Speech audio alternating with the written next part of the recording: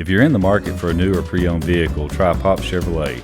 Pop Chevrolet will get you the best price guaranteed.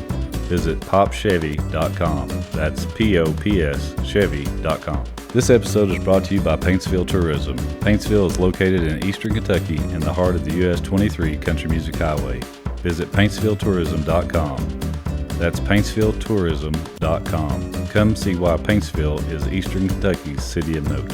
This episode is brought to you by Wild Bill's Fireworks. At Wild Bill's, they will help you start and maintain a successful fireworks business. Whether you're starting a retail store, a seasonal tent, or a part-time venture, Wild Bill's is your one-stop wholesale fireworks supplier. Their team can help you pick inventory. They offer business training, ongoing support to make sure you stay profitable no matter the size of your business. Call or text for more information.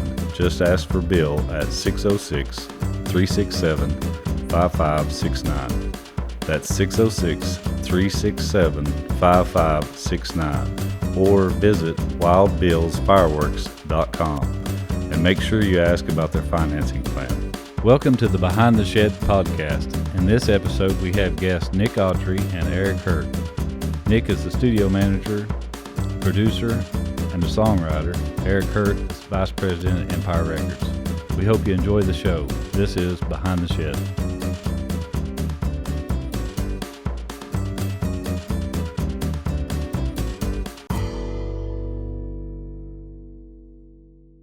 So this is going to be another exciting event because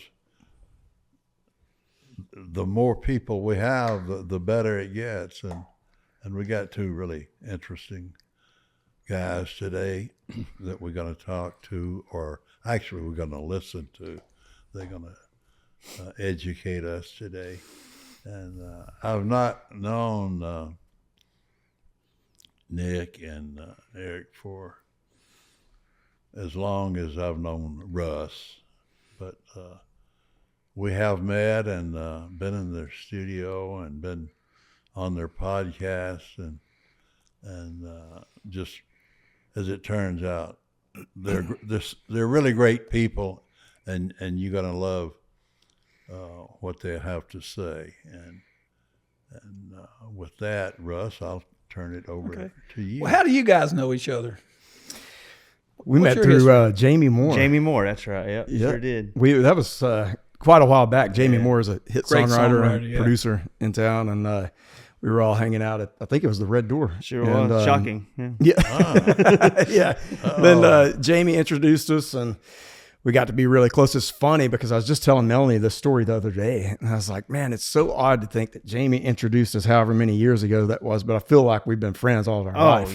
No doubt, man. Yeah.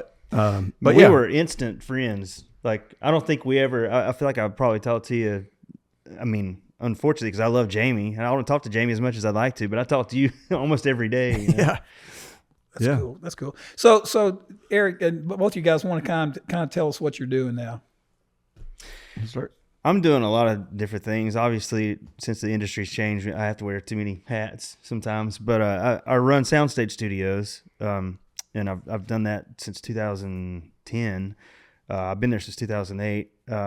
Also a songwriter with a Spirit Music Group, and I produce and engineer. So every day is a little different. So.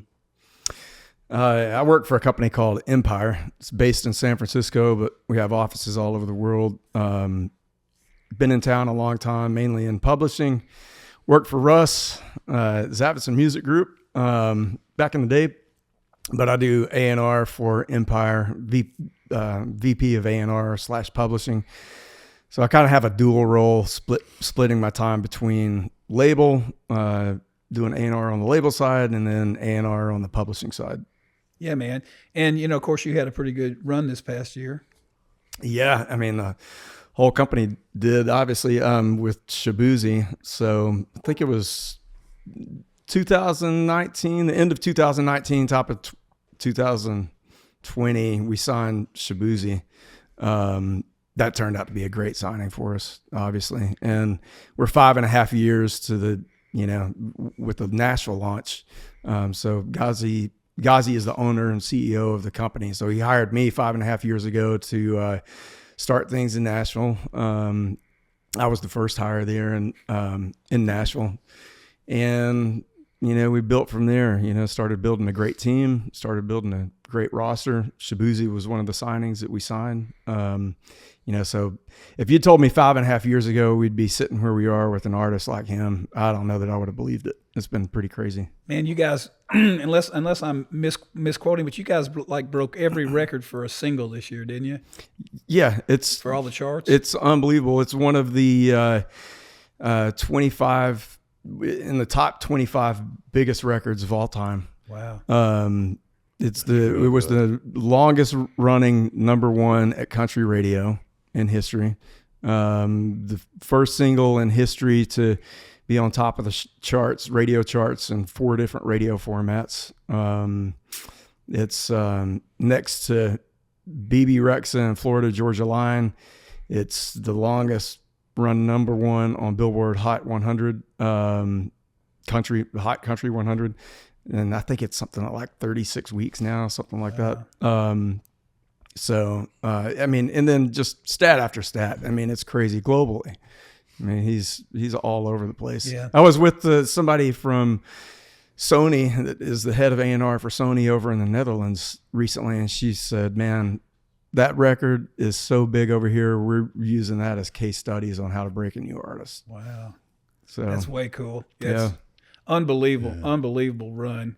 So talk about how you guys, either one of you can do this, about how you guys even got started in this business. Because part of our thing is, as we talked about on a couple of these podcasts, is we kind of quoted the 16th Avenue songs before your time, but everybody in that song, and it's kind of true, knew somebody who knew somebody who had a studio at that time, and we left from all parts of the country to come here and didn't even know the main guy. We just knew somebody on faith, and Harold did the same thing when he came to town.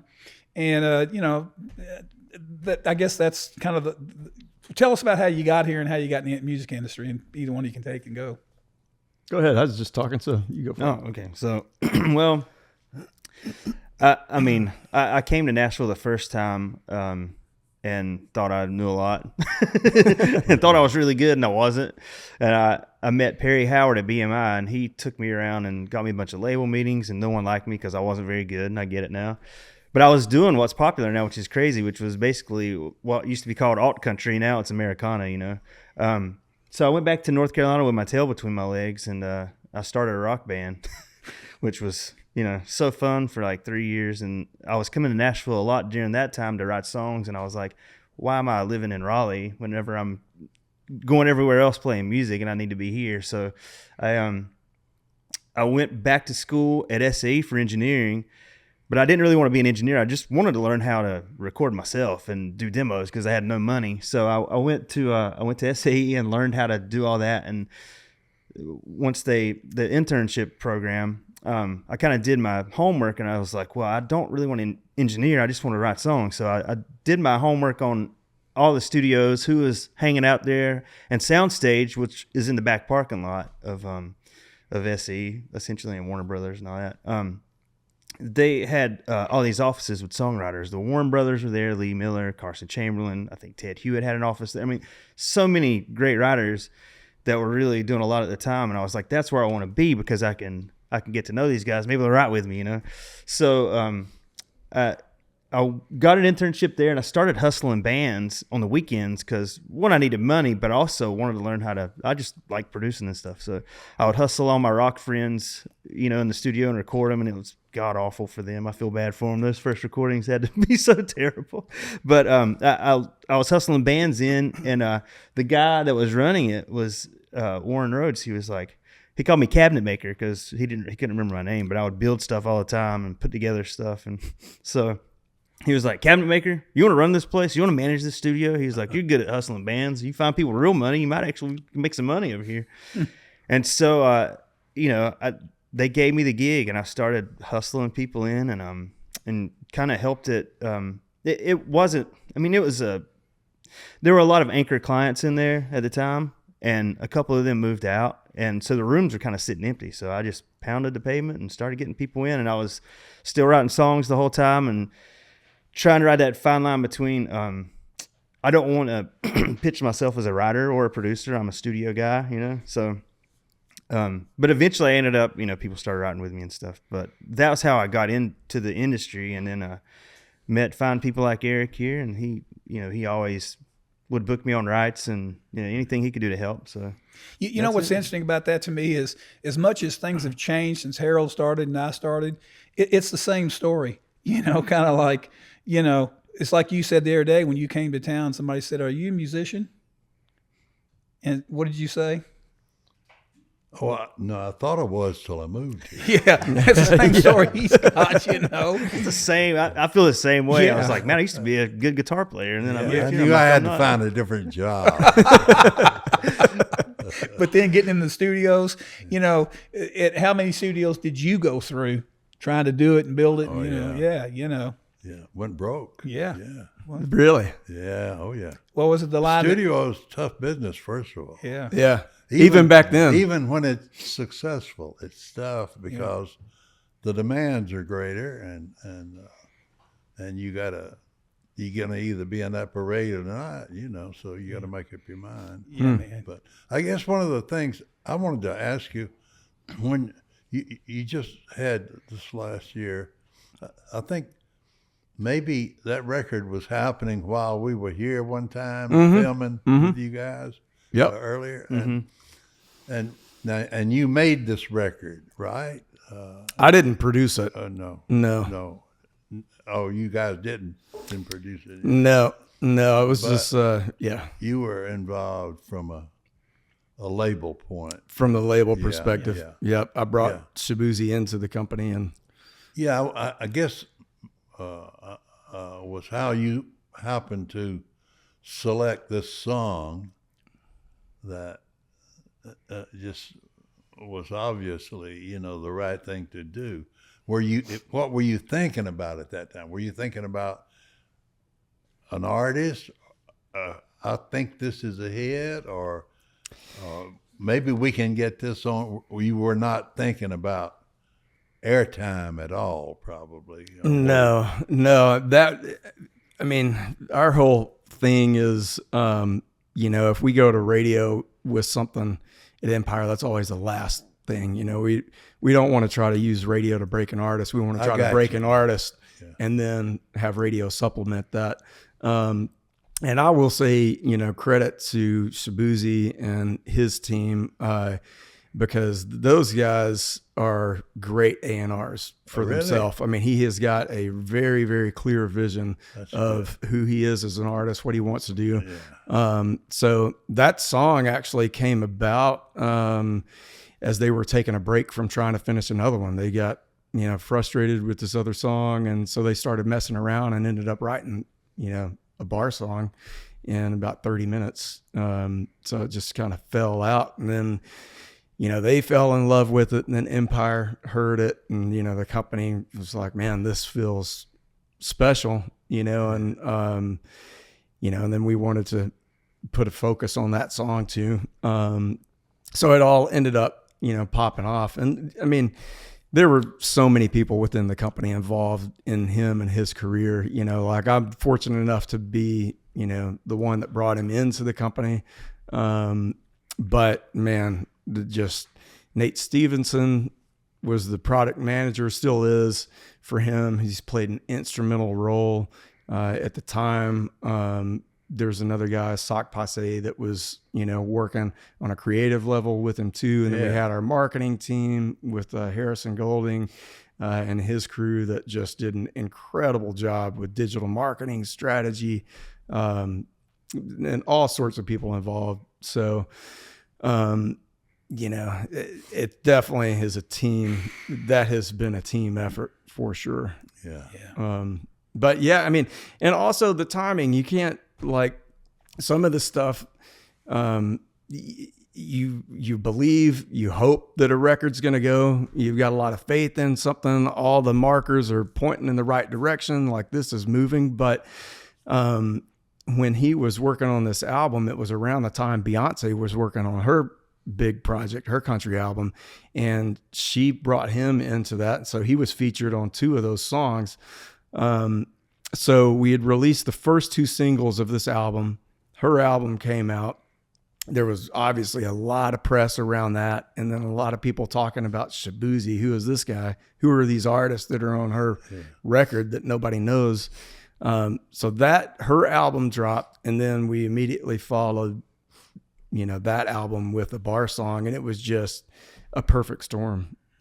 Just the timing of everything. And man, when that thing came out, it was just people were gobbling that song up. I mean, it was doing something like 30 million streams a week, and just flying. And then we were like, okay, now's the time to go to radio, So then, we put that piece in place. Yeah. Different world than we'll, a little bit, but that's but not so different in that you really had the gun loaded, Yep. So And you had him teed up for a long time, man. And I just, Shaboozey knows exactly who he is, and you've brought him to so many things, introducing him to so many people. And I remember that early on, and I was like, that dude is a star, man. He's just a superstar. You run him 5 seconds, We hope you're enjoying this episode of Behind the Shed. Today's sponsors are PopChevy.com, Paintsville Tourism, Wild Bill Fireworks, and the Kent Rose Foundation. I'll tell you what, man. Yeah. It's funny that you say that, because he has really made me think about artists in a different way, in the sense of, like, from the beginning, that I said it a minute ago, but he and his team, they knew what his brand was, what he wanted to appear as, image wise, stylistically, video content. They had it all lined out, like, this is who we are. These are the kind of songs we want to do, and that's where we want to go. Yeah. And they have stuck to their guns through the whole thing. They had a really clear vision. So there was never any room for a lot of people to come in and say, I think you should be doing this. I think you should be doing that. You should be this kind of artist or that kind of artist. He was very much like, no, this is who I am. And then, our responsibility as the label with Empire was to come alongside them and support, the vision and brand they'd already built for themselves, and it just all worked out. So I say that to say, when I look at other artists now, it's really important for me to be like, man, I might really like the music, but I want to make sure that you really know who you are as an artist, where you want to go, what your brand is, what your sound is, so then we can come in and help support that. You know what I mean? Yeah. That is half the battle, I think, of being an artist. Is you can be a great singer, you can be a good looking person, you can have all these things, you can write great songs, but if you don't know who you are, I mean, that's step one. Do you know who you are?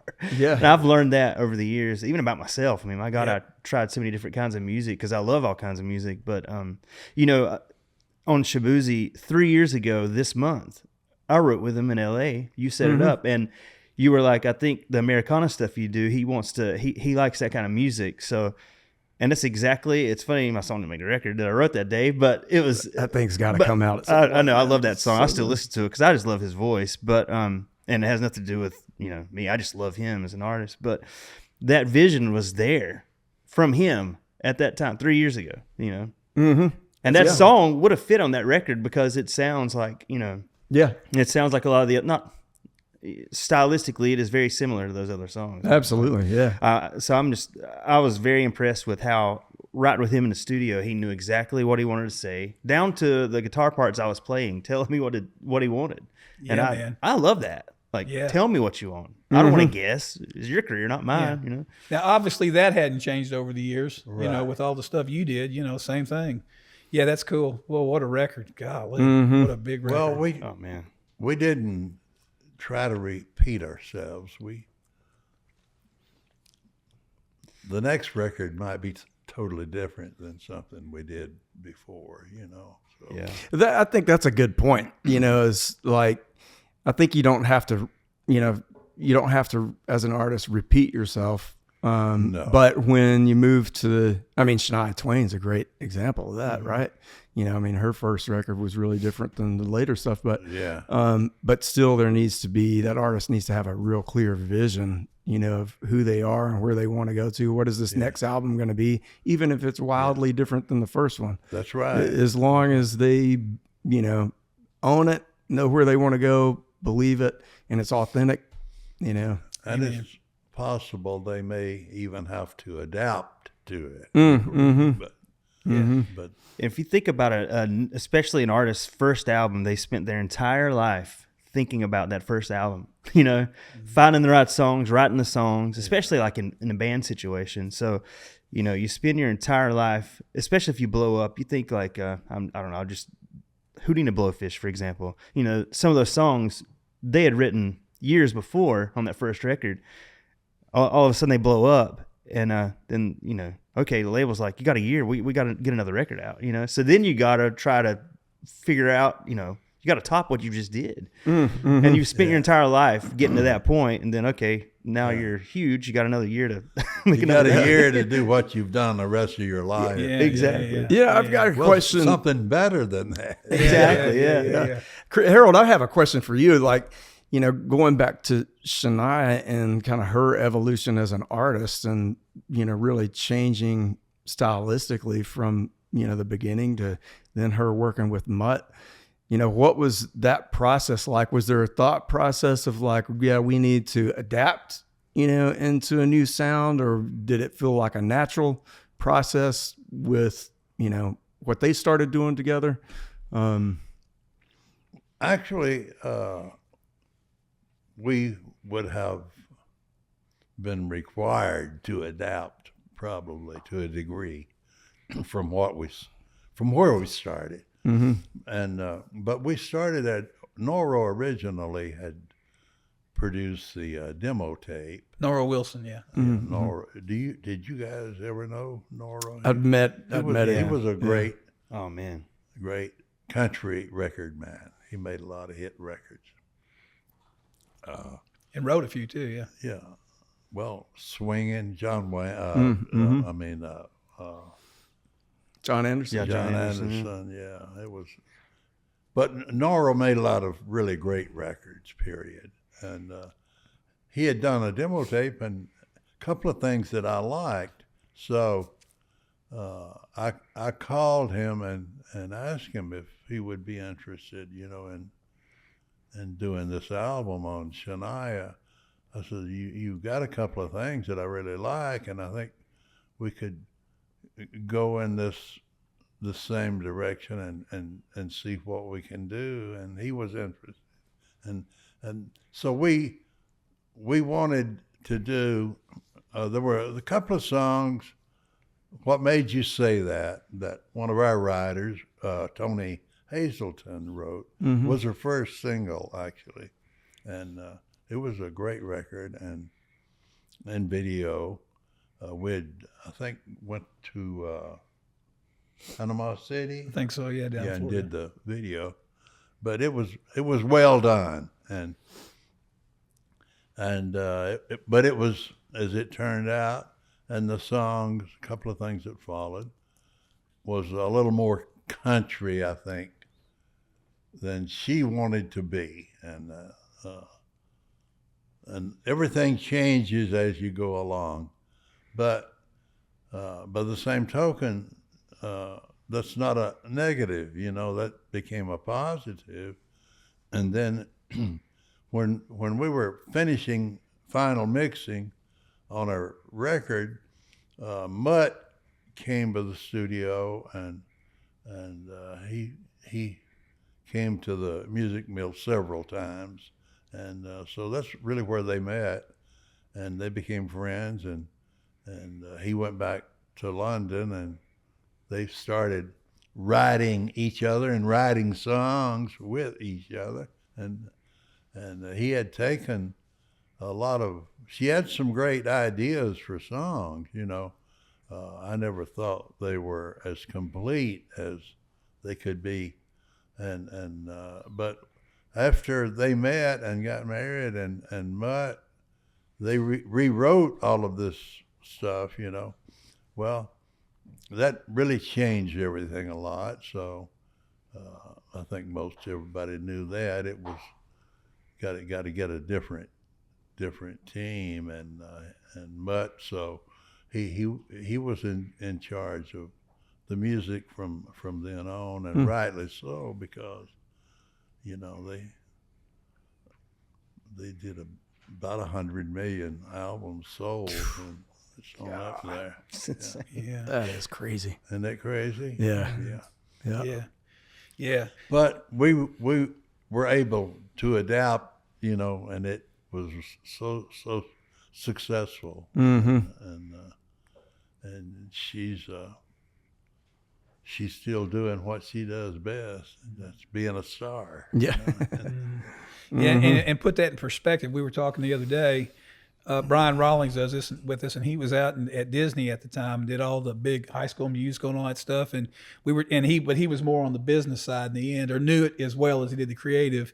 And we were talking about those numbers, and he said, "Don't forget, in those days, 100 million sales was $1 billion of business, because it was take it times 10, because we were selling a product that cost $17 and."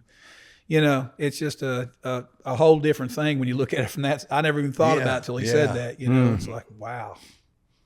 Yeah. Pretty crazy. Yeah, that's crazy. Pretty crazy, man. Yeah. But you said something earlier that I thought was really so true, and it's so interesting from another aspect, and that is when you finished your record, you had a team that you could access, and then that team provided you with the things you needed to take that record on from where you were, and that's the thing that we always had. And even before Russ, we had a guy named Larry Shell, and he was great too, and he and Russ were mainly the only two people that ever ran the publishing that I was connected with. And when I left to go to Mercury, Russ ran the whole operation then. And so we had all of that going. Point being is, we always had a team, and that is so important.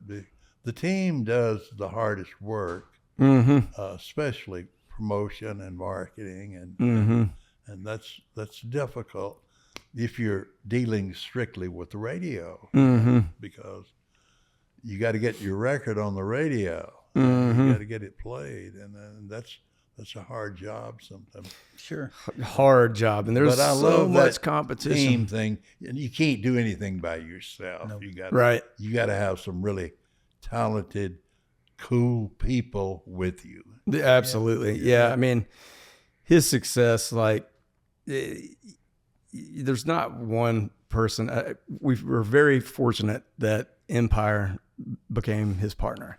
Not one, but there is the person and a person, Yeah, that starts all of that and makes it work, and that's you guys. Yeah, but you had the team. It was a great team in place supporting him. Yeah, absolutely. Man, it was way to go. As just a buddy, and Eric and I do business together in other ways, and I don't work for Empire, but just watching it happen to your buddy, what a cool thing. Yeah. Like, you started that, dude. It's crazy. Yeah. And you believed in him, so that's really cool. That's really cool. It's a fun place to be in. Well, cool. it's a fun place. It's a great place. It's a learning place, and a lot of fun.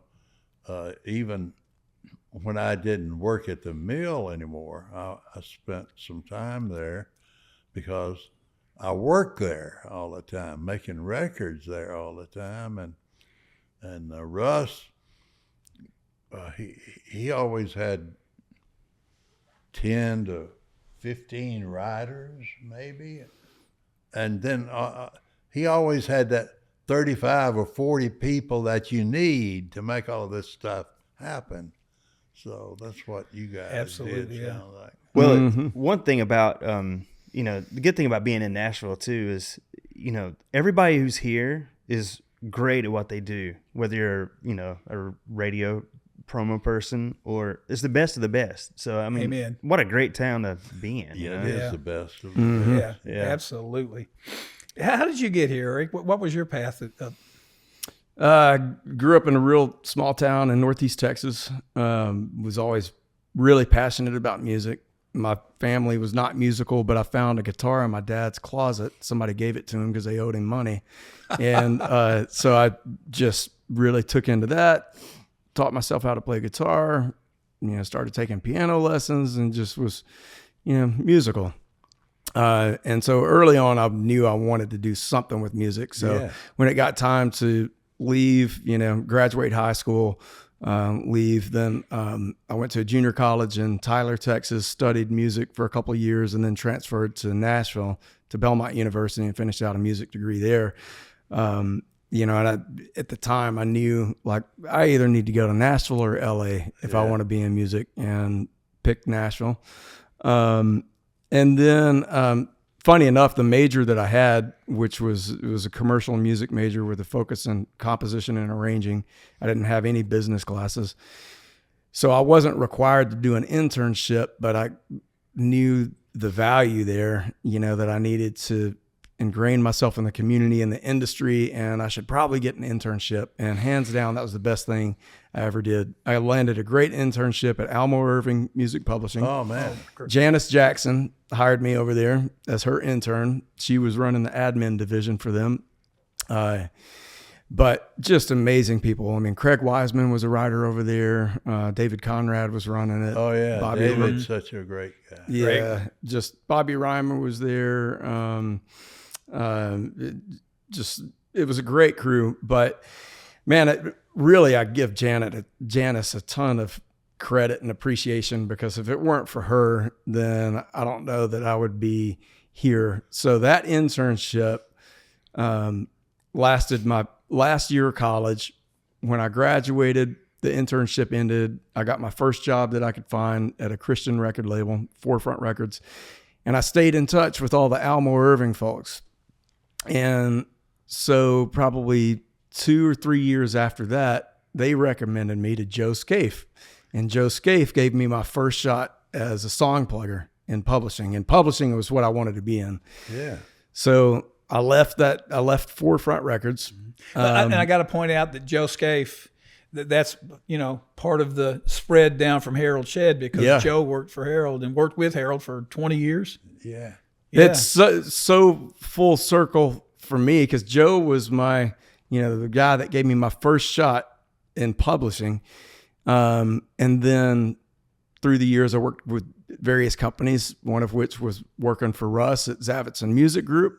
So then there was the Joe Scaife, Russ Zavitson tie-in. And then, you know, I heard all the stories about Harold Shedd and Billy Ray Cyrus or whatever. And now we've become friends, and now I'm working with Billy Ray Cyrus, you know, so, it's been a fun journey, but it really all started with that internship and Janice Jackson bringing me over there and recommended me to Joe for my first publishing job. That's cool. You were working for Russ when I met you. Yeah, that's right. And you had the coolest spot. And I remember going over there hanging out, and I actually wrote with Tony and a few of your writers when you were there. But it was the coolest spot. And I remember thinking just like, it just felt like a good family type atmosphere. The energy there it was was great. so cool. It was. I mean, what a cool studio. And you know what? The rooms were cool. And that was a mini music mill. You know, I mean, that was Harold's environment that we all lived in. You know, it's again, not just to throw roses, but it's true. You know, everybody that ever worked at the music mill said the same thing, and I hope they say that about ZMG in the future, was that, you know, we never wanted to go home. Yeah, I mean, everybody never wanted to go home. We've laughed about that because we loved it. We had so much fun. We'd come in on Saturdays and listen to songs, and, you know, that was, you know, it wasn't work. You know, the best job you can ever have is when it's not work. You know, that's so what it was. true, Russ. And I feel like you guys are kind of doing that too today. You know, it's kind of cool. It's because that's the way you have to do it, because it's not like you go get a job and you get paid tomorrow. You know, for the most part, you have to take that long path. You know, we talked about all of Harold's from the time he started in radio and went through studios. And we rode by a studio one time when I was working for him, and And it wasn't the studio anymore. He said, "Boy, I lost a lot of money on that corner." I mean, how many times do you swing and miss? Yeah. But thank God they don't remember you for your misses. But anyway, it's man, that was those ZMG days working over there with you, and just how we were doing things was so much fun. And it just, I don't know, it felt like what I think that things would have been if I'd worked in the business back in the day at Music Mill. I hope it was, and I think it had to have been because, you and I have become like really close. I talk to you nearly every day. Sure. We're still hanging out, and it was because, of that time there. It didn't feel like work. I mean, there was times that were hard. We were trying to figure things out and get things done, but man, we were all passionate about what we were doing and just having fun. Yeah. I loved going over there, man. Oh, it was I used great. to love going over there when you worked there. Time. Yeah, it was great. So cool. Yeah, man. I remember the day you came in and we met, and you said you were going to leave, and I'm reminded of as we talked about that. It was kind of sad, but at the same time, good luck, man. I'll never forget the day that I left the music after 10 years. I went and talked to Harold. It'll kind of remind you of our partying a little bit, but I wasn't as funny as Harold. And I said, Harold, I'm in my 40s now. My mother just passed away, and I'm going through all these changes. I think I'm ready to go out and just, completely do my own thing. I think it's time, and I don't want to leave here, but I love you, And he said, he said, just don't go buy a motorcycle. I'll never forget that as long as I live. That's awesome. Yeah. I don't think I said that to you. No, you didn't tell me not to go buy a motorcycle. I know you bought one, yeah. Yeah. But, and Eric and I worked together at Black River for a while too when he was there, and Black River is a great place. I love working there. And, absolutely. It has a great energy too. We have a rotating door of artists coming in to record all the time, and the staff on the label side is just great. And Eric, one of the happiest days of my life was when Eric came over to work at Black River. I was like, heck yeah, I got my best friend right upstairs, and it was such a fun atmosphere. And then the saddest day was when you left, but I was happy because you went to Empire. And I can't believe that was 5.5 years ago, man. Wow. That's crazy. Yeah. Isn't that Time crazy? flies, man. Crazy. Yeah. The Black River days were fun. That was man. fun. Yeah. Yeah. I mean, it was, we did so many things together, and it was just, yeah, man. And you're in a perfect position to come back on here and talk about your big record here pretty quick. I really believe that. I don't know if I told you this, but I met a kid out at this restaurant, and we were talking and got to know each other like where most artists and songwriters start, waiting on tables, of course. And he told me that he had met this guy he was working with named Nick Autry.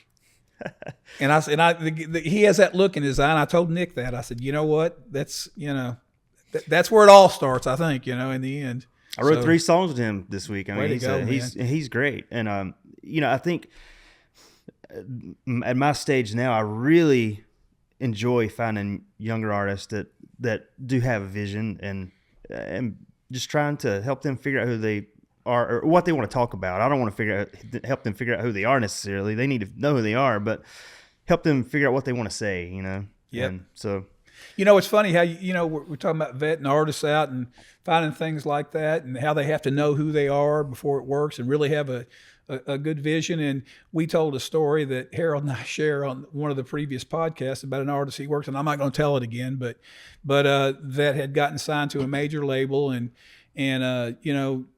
they were already signed to a big label, and they hired Harold to produce the record before he went to Mercury Records, of course. And he cut the first record on them. They went out to sing, and he found out in the studio that day that one of the guys wasn't really even singing on that demo. And he told him while we were all sitting there, you can't sing. We got to figure this out. So you talk about not having a clear vision of who you are, how sometimes, for a while, the community and the labels got going so fast, throwing stuff out in the 90s. That's great, sign it, let's go, and vision has got everything. I want to bring that up a minute ago. Yeah. And knowledge. Yeah, absolutely. And That taught me a good lesson. Yeah. Eric knows that I can be pretty blunt, and I just kind of speak my mind a lot of times, which is not the best quality to have. But especially like in a room, I've learned from just over the years, time is valuable for all of us. So if I'm in there with someone who doesn't know who they are, I'll nip it in the bud pretty quickly. Yeah. Because I remember telling this one artist I was working with, I was like, well, one, I can't want it for you, and I can't try to figure out who you are, And so this kid came in one time and he had no song ideas. He had no nothing. I was like, well, I mean, I'm not writing a song for me today. I don't need you here to write a song for myself. Not being mean, but I'm like, Yeah. I think that's some advice for younger folks coming to town. Like, work on who you are. Have some ideas before you go into a room, and you don't want to waste anybody's time. Yeah. Yeah, and I mean, it's a fun industry that we get to be a part of, but it's business. It's business. It's business, man. I mean, not show friends. It is business. that's right. Yeah, not show friends. Yeah. Show business. Yeah. It's music business. Yeah. And you got to be moved. I mean, you got to, if you hear something, you got to be moved. Go ahead. I'm sorry. Yeah. Go ahead. I'm just going to say that, even when he was running a label, and we've talked about this, like with the Headhunters, when you came played me those first Headhunter sides, and it didn't sound like anything in those days you could get on radio, which of course was what we had. That was it. And I said, man, do you think you can get that on the radio? He said, I don't care. Just tell me if you love it or not. I mean, again, it has to start here, I think, and then go, okay, do you know who you are or not? But that's where it always starts. I think it has to still, Yeah. That was, going back to, not to keep, going back to Shaboozey, but that was one thing that really struck me the first time that I heard him was, I was like, I don't know where this fits. Like, this is a wild mix of genres, styles, but I know that nobody else is doing this, and you're doing it at a really high level. And these songs like are great, and I love this. That's it. And then, thankfully the company loved it as well and wanted to get behind and support it. Yeah. But it started with like, man, this is different. This is incredible. This is a real artist. Absolutely. And let's let these other pieces fall in place. Yeah, man. And he's a perfect example of, I was listening to his music after you introduced me to him and stuff. I went through and started listening to some of his stuff he'd released, the rap stuff, the hip hop stuff. And it was, I don't even know if I don't really know what to label it, to be honest with you, but it was so good. And I just had it on repeat. I'd be on a plane, I'd just be listening to it. I'm like, it's so good. And he stayed true to who he is and made a completely different sounding record. Yeah. So it's like the Shania Twain thing. Like, just because she moved stylistically a little bit, it still fit with what she did because she was a great artist, Yeah, she was authentic. She was her, from the very beginning, And Nora Wilson, didn't he produce with Buddy the first couple of Kenny Chesney records, right? They were so good. Those are great records, man. Great songs, man. Yeah, man. Yeah. Man, in some ways it seems like a lifetime ago of those days. I remember taking CDs around, pitching songs, dropping CDs off in Nora's box and Buddy's box, and hoping they'd cut something, they'd hear something they like, and just how different the town operates now in the industry. Like, that doesn't happen anymore. Nope. With the lyric sheets with a rubber band around the CD. Man. Leaving them on car windows underneath the windshield wiper, just trying to track down where somebody lives and putting stuff in their mailbox. Oh yeah. Yep. Dude, I put so many George Strait songs in Irv Woolsey's outside mailbox. They probably just swept them right out of the trash can. Yeah, man. No, I bet Irv listened to Yeah, Irv you know a lot. what? My wife worked for Irv for a while, and he was nothing but kind to me. He was a good man, and Great man. Great man, yeah. Yep. And he would always say, "Yeah, bring whatever." Yeah, the one thing that has changed a little bit is the mix of genres a lot. We were so segmented in the 90s, and if it didn't fit into this thing, it couldn't be, on this radio station or that radio station. And one of the great things about today is things are mostly genreless, not completely, but mostly, and that's, I think that you guys can probably speak about that more than me, but it just seems like, when you can put that Shaboozey record up against Zach Top right now, for instance, and I keep hearing from people my age going, it's going to go back to the 90s. It's not going to go back to anything. It's going to keep evolving, I think, it always has, but it makes it kind of more interesting to me and that we can do that much, that it's all mixed up and, we don't have the aggregators It's like we used to have. opportunity. It is. Yeah. Yep. I mean, I know for myself, and I know you too, but I grew up listening to literally everything. I grew up super country, middle of nowhere. I fit the perfect description of every song that would have been on country radio, but it's, I listen to hip hop and I listen to rock, a lot. And so it's hard for me to not have a little bit of that in stuff that I'm working on and writing, you know. So it's just because it's Sure. I listen to everything my brother listened to be honest with you, and he listened to everything from Motley Crue and Guns N' Roses to, you know, LL Cool J to George Strait and Hank Jr. You know, so I mean, if that's, and I would like to say that our generation is probably. Like, well, I always say that, and I've said it a million times. Like, well, our generation, we grew up listening to everything, but that happened in every generation because, like, my mom listened to, you know, Patsy Cline and the Four Tops, so it's not like it was just in our generation. You know, I mean, I think that's always happened, but Yeah. but as the industry went, they compartmentalized everything into genre, and you know now they can coexist in the same place, which is kind of cool, easy. is you know, cool. so that's that's fun. Yeah, I love how broad things are getting right now stylistically, and just the opportunity there for these artists to come in and push the genres, the boundaries of what you can do with art and music, push it in a whole new space. You know, Man, from an It's engineering really fun. standpoint, it's really fun to me because I get to work on so many different things, you know, like one day it'll be super country and the next day it'll be, you know, there'll be loops and stuff, and I just learned so much, and I kind of nerd out over it. It's pretty fun. Now, how many acts are you working with now? You think that you're developing and looking to move forward with, and try to develop something? Would you say? Right now, I'm kind of starting with Joel Cooley. We haven't necessarily written stuff for him yet. Well, maybe we have a couple of things. I'm working with this kid named Andrew Martinez. He is straight up Americana singer-songwriter, whatever you want to call it. He does it. I love him because I asked him the first time we met, I was like, where do you see yourself fitting, like country radio? I said, would you ever cut an outside song? He was like, I mean, if it was a great song, probably. But he said, I just love writing by myself, and this is just what I do. And he's great. And the songs are long, some of them. I'm like, so we got in the studio, and I was like, okay, this is a 5-minute song, and I get you got a lot to say here. And we cut a little bit out, but I'm like, I don't want to cut it short because you have a lot to say. It's still part of the song. So, so I would say all that to be said. Probably right now, just to Andrew and Joel that I'm kind of hyper focusing on. But like I said, like this week coming up, I'm tracking Sam Hunt Monday, Dustin Lynch Friday. I'm writing with Rashad Wednesday. I mean, it's kind of just a mixed bag of everything. So Good. That's cool. That's Yeah. cool. Yeah. It keeps it exciting. How about you, Eric? How many things are you excited about you're working on now? New things that are not, you know. Yeah, we just signed an artist that I'm really excited about. I've had my eye on for a few years, and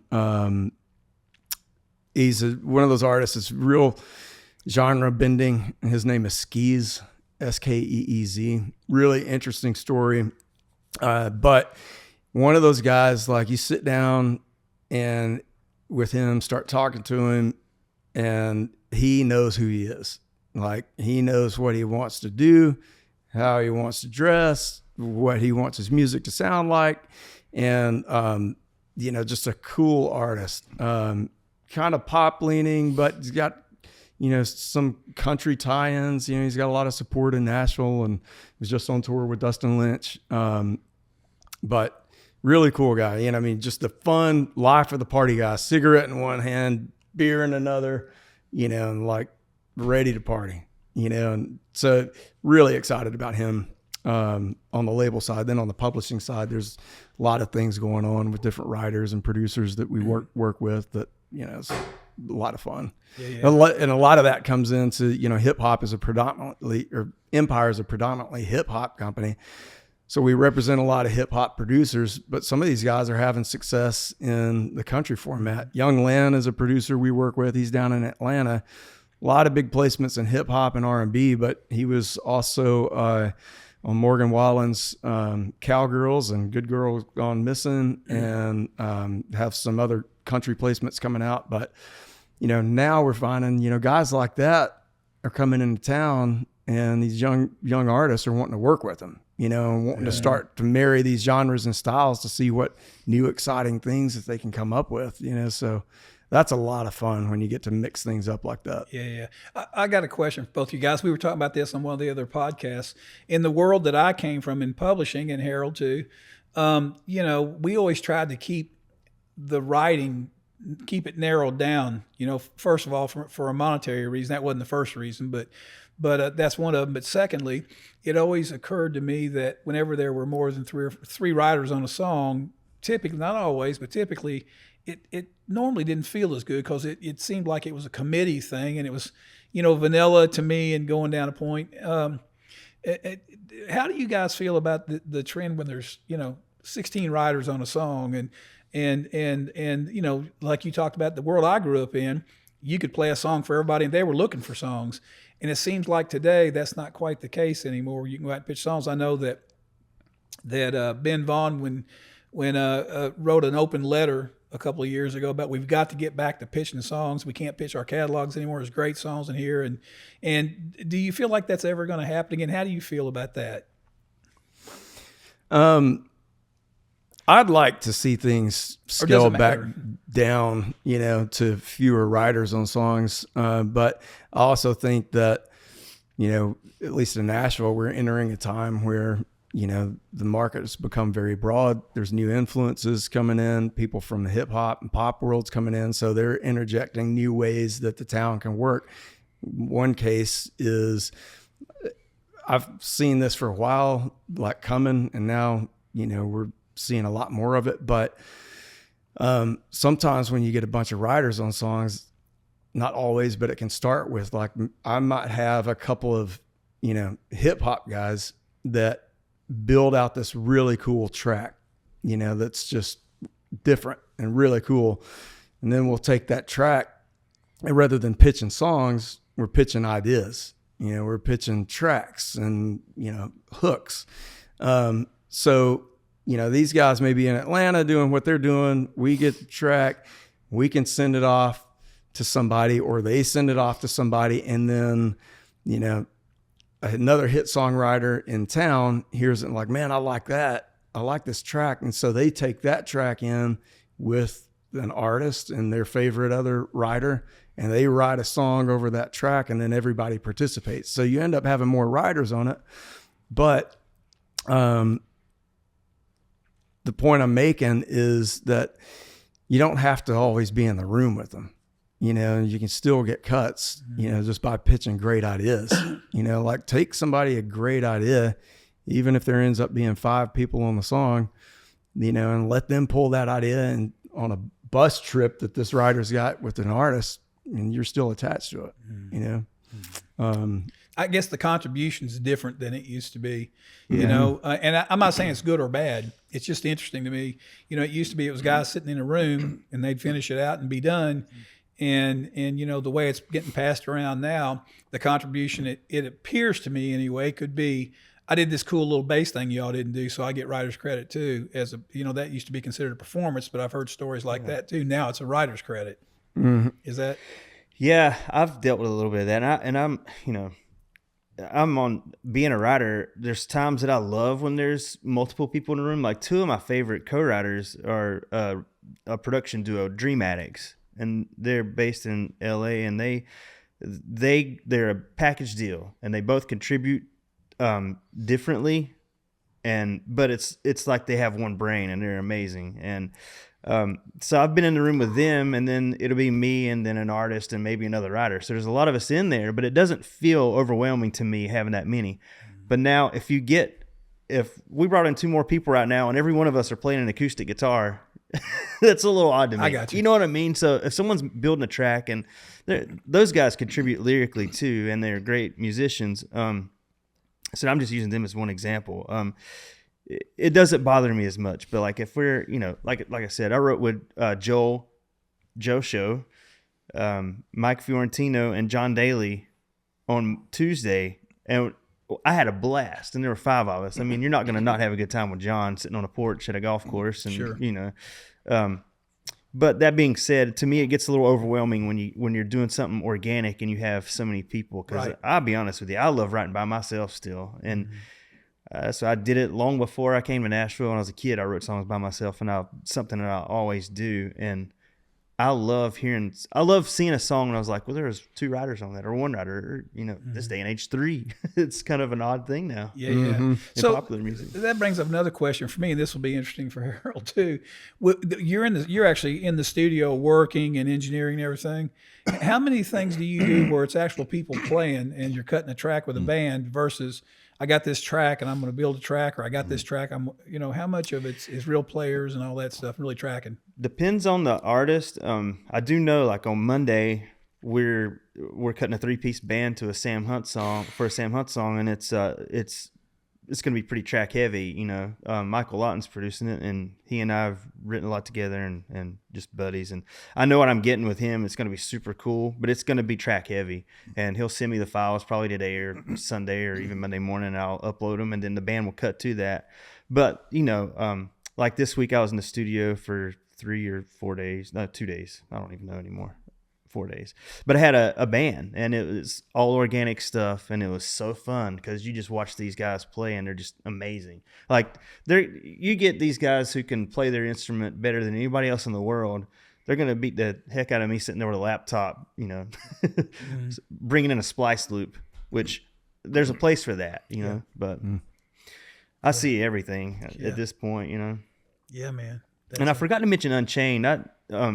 Eric and I are working with this young band from Illinois, and they're like a ska band, and they're so good. And I worked with them last Saturday and did one song, and it was so fun to get back to that, where it was a 4-piece band, drums, bass, electric, and a singer. And we started like the old school days when I was in a rock band. We would go in the studio and we'd get like a scratch track of everything. Then we'd focus on drums. We get that right. Then we move on to bass, get that right. Move on to electric guitar, then vocals. And that was just such a fun way of doing things. So, yeah. It's all over the place. Yeah. It's just, times not better or worse, just changed. It's changed. Yeah. And I think we've really seen, well, obviously everyone who's still in town has seen it, but I feel like we're on that. A lot of these younger folks coming to town probably haven't seen the changes that you and I have actually. We're like the last ones who did see a CD and with a lyric sheet with a rubber band around it being dropped off. And, Yeah. And staying up doing versions at the studio. I mean, I would stay up hours at night just bouncing versions in Pro Tools because you had to do it in real time. And if I worked with Billy Decker some, and he was a client there at the studio. So at night I would, Billy could mix 10 songs in a day. Wow. So I got to sit there and bounce these 10 songs at night in real time, different versions, a TV track, an instrumental, a vocal up. It's just time consuming. That stuff it's like we've seen it change so much. Oh yeah. So what are you guys doing today? It's a Saturday. Typical people that have regular jobs a lot of times get Saturday off. What are you guys doing today? Doing y'all's podcast. We thought we had the day off. Man, this is like the busiest day of the week for me, I think. I'm doing this morning, going to do vocals after this for about 3 or 4 hours. They have a sound check at 4 o'clock, and then I'm playing a show at 7. So where are you playing? The Listening Room. Cool. But it's a full band. It's a full band. It's a charity thing for the Tennessee Junior Golf Association. And John's going to be it's John Daly and friends. And so, yeah, it's good. Yeah, how's that working with somebody like John Daly? I mean, he's a professional golfer, and I've actually heard a couple of those records. They're pretty cool, actually, I think. Thank you. I've worked on, this is my third that I've worked on with him. And man, he's a good song guy. He loves music. He loves music so much. And he'll send me a record, just an obscure song of something. I'm like, how did you even dig that up? He just loves listening to music. And I guess when you travel and tour nonstop, you probably, if that's your thing, you pass the time by with it. But working with him's great. He's actually has a great tone. His voice is so unique. He's like a country Tom Waits almost, because he smokes 100 cigarettes a day. Yeah. And he just has good sense of like what he wants to talk about, and he's a great writer. I've written a few songs with him, and he's fun to hang out with. Wow. And I love that he doesn't take himself too serious. He's like, hey, this is my hobby. I'm like, well, golf's my hobby, and so it works out pretty good. Yeah. But yeah, so we're doing that today, and then yeah. So what's the craziest thing? You've heard some of our stories. What's the craziest thing that you had happen since you've been in the music industry? Funniest, unbelievable. Is there any story like that you? Well, I think we've got a lot of stories. I still got a career, man. I'm trying to throw anybody under the bus. I will say, like when Empire first hired me, I was talking to Ghazi. He's the owner and CEO of Empire, and we met and we started talking about what he wanted to do. They'd done a lot of work in hip hop. and he wanted to get into Nashville and wanted to get into country music. And so we talked for a few months, and I wasn't sure. I was like, that's a cool company. I wasn't familiar with the company before I'd met him. I'd never worked in hip hop, and that's not why he was talking to me. He wanted to get into Nashville and other things, but he's like, Eric, this is what I want to do. I want to expand genres we work on. I want to get into country. That's just a really, streaming's going to explode there. It's changing and everything. And so I wasn't sure, but he convinced me to go out to San Francisco, and then I caught his vision when I got out there, and I was like, okay, I think he's really forward thinking. He's going to do things in a different way, bring different influence into town and just different opportunities. And let's do it. I was excited about it. So at the time I was at Black River, I left that job, started working for Empire. And then that week it was my first A&R call. So every week there's a big A&R call with all the A&Rs and guys he's on the call, and everybody talks about what they're doing, artists they want to sign, whatever. So Ghazi introduced me on the call, like, all right, this is Eric Hurt. We just hired him, doing A&R. He's from Nashville, blah, blah, blah. Eric, why don't you tell everybody kind of what you're doing and working on? And so I'm like, I don't know any of these people. And, so I start talking about things in Nashville and these country artists. And I'm like, in my head, I'm like, this has got to sound so boring to all these people. I just didn't know what to think. Like, this has got to sound crazy to them and boring. And so I said whatever I said. And then the next guy that starts talking passes on to my colleague.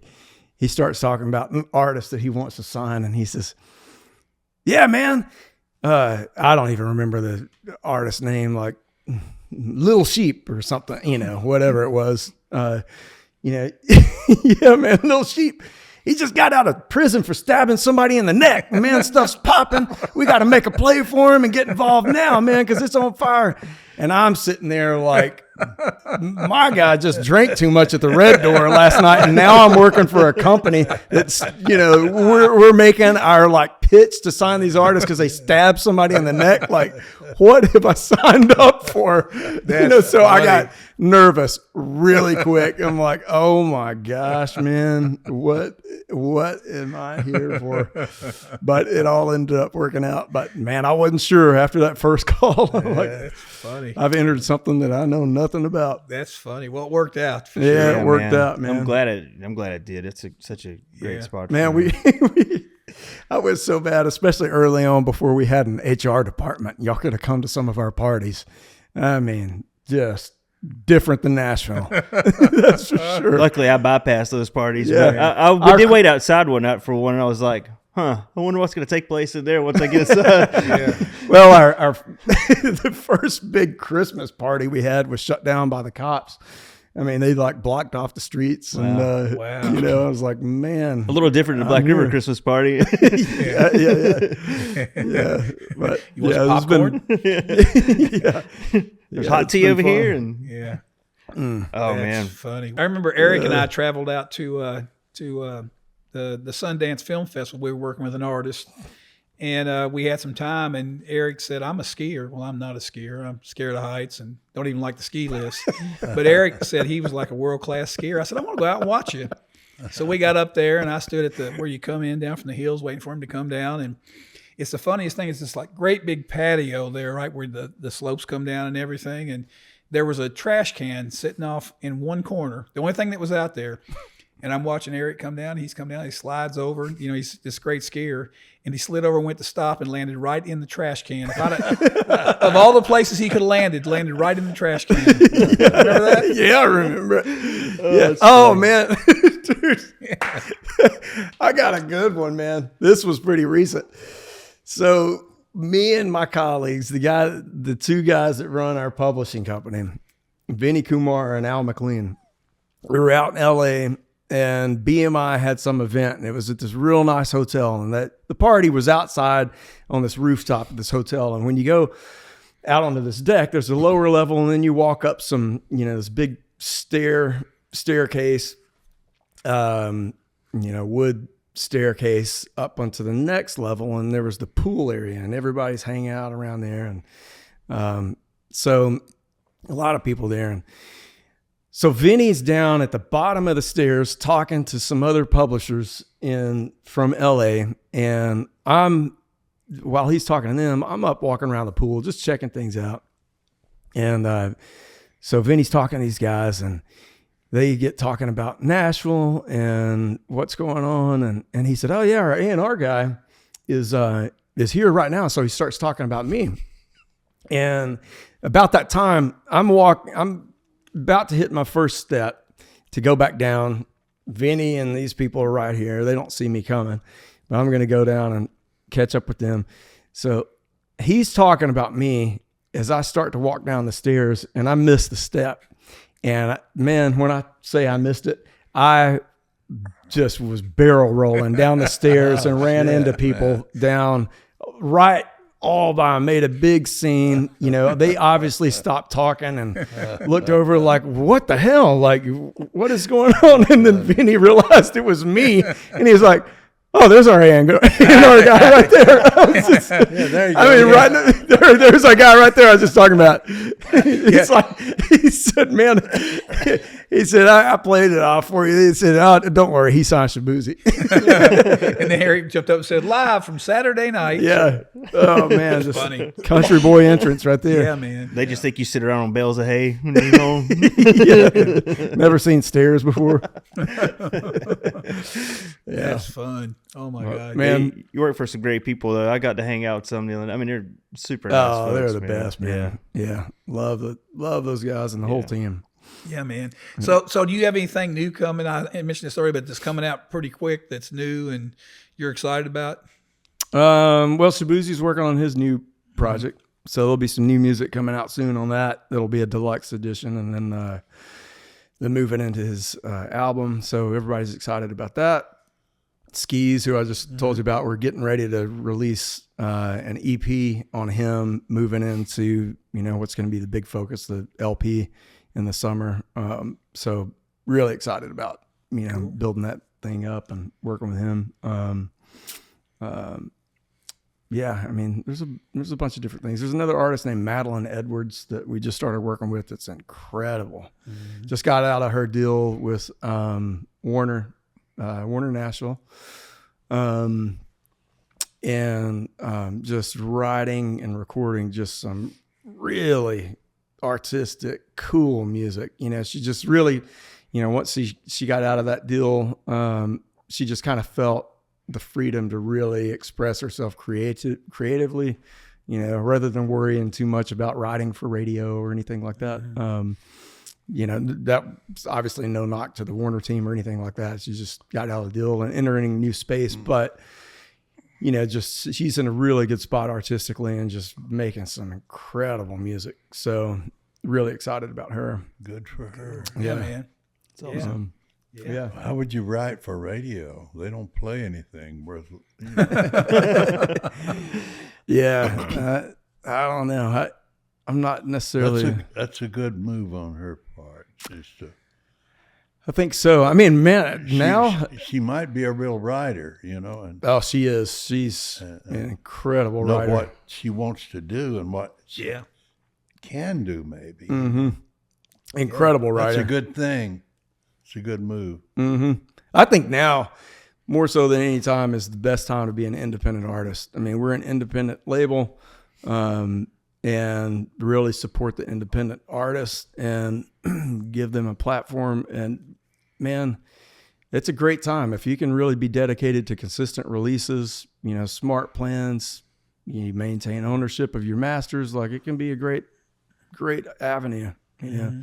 But great time for the independent space right now. Yeah, I'm sure Russ, you guys too, have heard this, but hey man, I want you to hear this. Perfect for radio, How can you be perfect for radio? Yeah. That's the thing, and that's what scares me about that approach, is because it's not the right approach. Like, man, you're doing something because you're guessing at what you think they're gonna like. First of all, you're not creating anything. Right. You're following a trend, and you're doing something to sell advertising like that. But I always tried to direct writers especially. Mm-hmm. And I don't even like the phrase. That sounds like the radio. You know, Mm-hmm. that's a bad omen. You know. Yeah. Man, I love hearing that. Like, that's encouraging to hear, you know, coming from y'all who've been in this industry for so long. Do original, and as long as it's good, you're way ahead. Yeah. Yeah, you might think you're behind, but you're not. You're way ahead. Yeah, and I've said this more times than I can say it. I've said it on this podcast. You know, when Harold was signing those acts and producing those acts, you know, I would constantly get calls from the rest of the town going, you know, I heard Harold sign so and so. Yeah, I said, boy, he's lost his mind this time.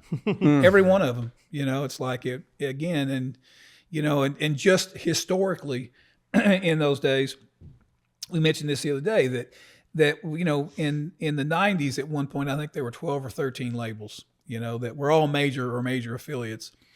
And you'd see artists come to town and 8 labels would be fighting over them. It was a common thing, you know. And I don't know that Harold ever signed an artist that anybody else wanted, which is kind of interesting, you know, from Alabama. Yeah, I don't know if I did either. The Kentucky Headhunters, Billy Ray, Toby, No, they were Shania. not lined up to. No. You know, as a matter of fact, we talked the other day about the Toby thing. Yeah. Toby had come to town and gone to see labels, and he, on that cassette, and Harold will remember the number, and I'll let him tell you in a second, but he had played this cassette he had, and one of the major label guys told him, you can't sing and you can't write, go home. And on that cassette was, I don't even remember what all was on there. 3 #1 songs and 2 top 5. God. Including Should Have Been a man. Cowboy and all those things, you know. So again, I mean, as he says that, I mean, I couldn't agree more. And you're doing it. We're not telling you anything you don't know. You just said it and you're doing it yourself. But I'm not sure that everybody thinks that way. But, you know, chasing never works. Mm-mm. Yeah. Yeah. That was the greatest thing about being at Mercury was if I liked it, I could do my thing, you know.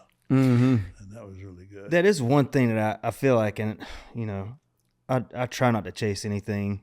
I'm definitely guilty of it as a writer. I think you get in there sometimes like, oh, let's write something for so-and-so. Let's try to do that. But I think one thing, the way it's working out these days is usually I'm in the room. If I'm not producing it, I'm in there with an artist or a producer or both, you know? Mm-hmm. So it helps to write just for them. Like when I wrote with Shaboozey, it's like you're writing for. I'm not thinking radio. I'm thinking let's write the best thing that he could possibly do. That concerns me about the best song you can write. Yeah, absolutely. And we're not chasing it'll anything. find its way. You know? Yeah, which scares me a little bit with like the doesn't scare me, but like writing for just to pitch songs. Like it's like, are we writing to chase or are we writing to? But I think it's such a cliche thing to say. But it's so true, and I've heard it my whole life, you know. Like, once I stopped trying to chase something, and things started kind of happening. And I'm seeing it now in my own life where, you know, I just got a great deal, and I'm like, I'm not chasing anything. I'm literally just trying to write the best possible song I can write. And just like getting back to that Andrew kid I was talking about. That's a great attitude. Yeah. You know, who am I to say you shouldn't have a 5-minute song? I mean, if it makes sense and it's good, it doesn't matter. Hey, if it takes that long. Yeah, if it takes that long to tell your Hopefully story. it won't, yeah. but it Hopefully it Well, will. in the days when we had radio, we didn't have social media and stuff. When Harold first started with Alabama, he was telling that story the other day about the first really big record they had, My Home's in Alabama. When you tracked that, how long was it? 8.5 minutes. God. In those days, Gosh, that's crazy. That was a long country song. you couldn't do that on radio. Yeah, It wasn't advised. You couldn't. No, if you think they're going to play that, you're not thinking, you know. I mean, at the end of the day, they're a business and they got to sell ads, right? And sell, you know. Yeah. So anyway.